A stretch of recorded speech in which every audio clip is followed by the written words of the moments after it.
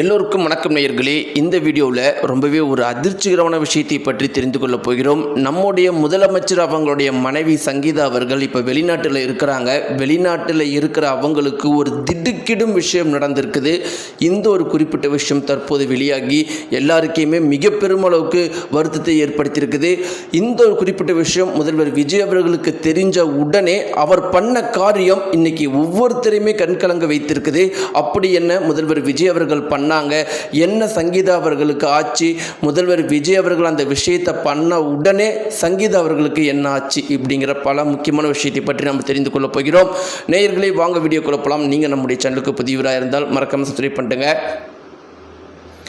நேயர்களே, இன்றைக்கி முதலமைச்சர் விஜய் அவர்கள் நம்முடைய தமிழகத்தில் ஒரு சிறந்த ஆட்சியை கொடுக்குறாரு அப்படிங்கிறதுல எந்த ஒரு மாற்று கருத்துமே கிடையாது. அதாவது நம்முடைய தமிழகத்தில் நம்முடைய தமிழக மக்கள் பெருமையாக பேசுகிறது ஒன்றும் அந்தளவுக்கு பெரிய விஷயம் கிடையாது. ஆனால் இன்றைக்கி இந்தியாவில் இருக்கிற அனைத்து மாநில மக்களுமே முதலமைச்சர் விஜய் பற்றி தான் பேசிகிட்டு இருக்கிறாங்க. இதுவரைக்கும் இந்த மாதிரி இந்திய வரலாற்றிலேயே எந்த ஒரு சிஎம்முக்குமே நடக்காத ஒரு விஷயம் இன்றைக்கி முதலமைச்சர் விஜய் அவர்களுக்கு நடந்துட்டு இருக்குது.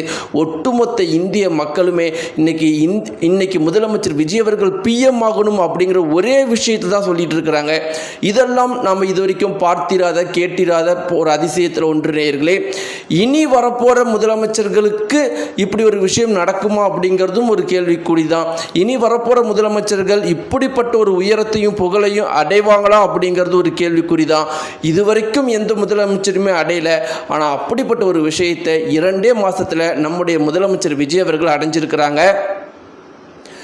ஊழலை 2 மாசத்துல ஒழிச்சிருக்கிறாரு. இதெல்லாம் பெரிய விஷயம். இவ்வளோ பெரிய சாதனைகளை பண்ண முதலமைச்சர் விஜய் குறித்து நம்முடைய மக்கள் எல்லாருமே சொல்றது எல்லாருக்குமே தெரியும். முதலமைச்சர் விஜய் அவர்கள் நல்ல ஆட்சியை கொடுப்பார் அப்படிங்கிறதுல எங்களுக்கு ஒரு சின்ன மாற்று கருத்து கூட கிடையாது. ஆனால் எங்களுக்கு முதலமைச்சர் விஜய் அவர்களும் சங்கீதா அவர்களும் சேரணும். ஒவ்வொரு முறையும் த்ரிஷா அவங்க முதலமைச்சர் விஜய் அவர்களோட சேர்ந்து போடுற போஸ்ட்டை பார்க்கும்போது எங்களுக்கு அவ்வளவு கஷ்டமாக இருக்குது. அப்போ சங்கீதா அவங்களுக்கு எவ்வளவு கஷ்டமாக இருக்குதோ, சங்கீதா அவர்கள் முதலமைச்சர் விஜய் அவர்களுடைய கஷ்ட காலத்தில் கூட இருந்தவங்க இன்னைக்கு தனியாக கஷ்டப்பட்டுட்டு இருக்கிறாங்க. எங்களால் இதை பார்த்து கொள்ள முடியல. ரொம்ப முக்கியமாக நாங்கள் விஜயை கொண்டாடலாம்னு நினைக்கிற ஒவ்வொரு தருணத்திலையும், அது முதலமைச்சர் விஜய் அவர்களுடைய பிறந்த நாளாகட்டும், தல அஜித் அவர்களும் முதலமைச்சர் விஜய் அவர்களும் தளபதி விஜய் அவர்களும் சந்தித்த முதல் தருணமாகட்டும், இல்லைனா அதற்கு முன்னாடி ஒரு சில முக்கியமான தருணத்திலையும் கூட த்ரிஷா வந்து நாங்கள் அந்த குறிப்பிட்ட விஷயத்தை கொண்டாடுறத கூட கெடுத்து விடுறாங்க அப்படிங்கிற மாதிரிலாம் நிறைய மக்கள் சொல்கிறத நம்மளால் பார்க்க முடியுது. இப்படி இருக்கும்போது நேயர்களே, ஒரு விஷயம் ரொம்பவே முக்கியமான விஷயம்.